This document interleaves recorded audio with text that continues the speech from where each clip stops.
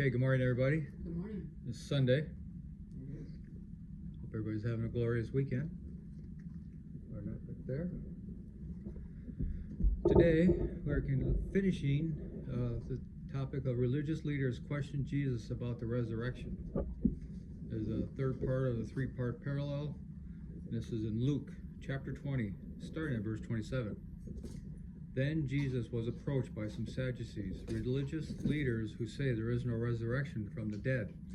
They posed this question: Teacher, Moses gave us a law that if a man dies, leaving a wife but no children, his brother should marry the widow and have a child who will carry on the brother's name.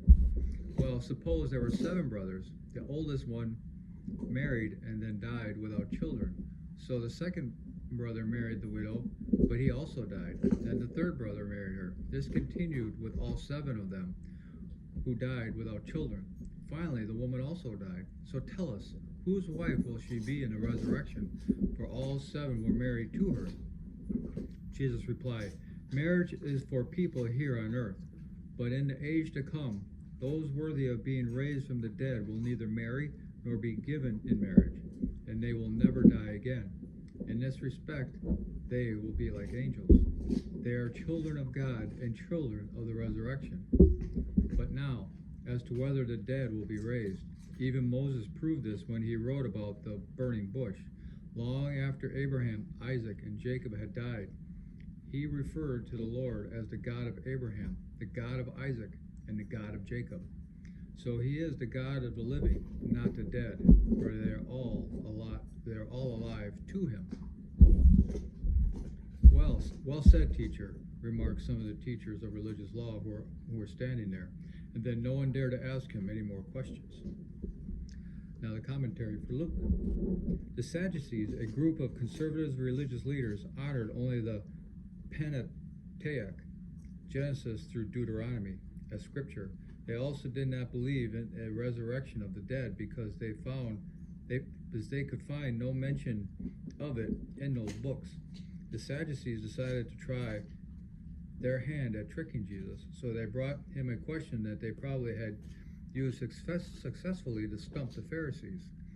After addressing their question about marriage, Jesus answered their real question about the resurrection, basing his answer on the writings of Moses, an authority they respected. He upheld belief in the resurrection. Jesus answered the Sadducees' question. Then he went beyond it to the real issue. People may ask you tough religious questions, such as how can a loving God allow people to starve? If God knows what I'm going to do I have any free choice? If they do, follow Jesus' example. First, answer them to the best of your ability. Then, look for the real issue, hurt over a personal tragedy, for example, or difficulty in making a decision. Often the spoken question is only a test, not of your ability to answer the question, but of your willingness to listen and care. That's probably a good, some good advice. That's probably very true right there. People only ask a question to get you to open up to the next real issue or a question. Right. Yeah. And there, and it also leads us to, what in their life has led them to such a hardened, unbelieving heart. Yeah. If they're gonna try to trap Jesus, as well as like if they ask us questions, if they're trying to trap us, which is not a rejection or a trap for us. It's we can't take it personally like that, because the Bible even says they rejected him, so they'll reject us. Yeah. But they're not rejecting us, they're rejecting our sharing of Jesus with them. Yeah. But it's not a personal rejection, and we got to kind of keep that in mind, because that fear of the rejection can prevent us from sharing Christ a lot. Yeah, we can't allow our fear. Right. We are told to proclaim the gospel boldly. Right. And not to back down from it. And because I think that kind of helps, is knowing it's not rejection of us, but rejection of the scripture. Right. Part of that is we need to, I forgot if it was Paul or somebody else that said, let the Spirit speak for you. You just have to get in there and mouth the words, but the Spirit will give you give you the words to say. Right. You know, so. And there's absolutely nothing wrong with, I don't know that exact answer yet, Yeah. but I will find it and Yeah. let you know. Yeah.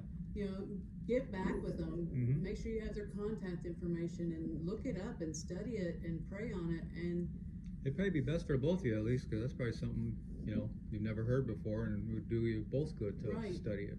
right, It's always good to go back and try to answer a question. absolutely.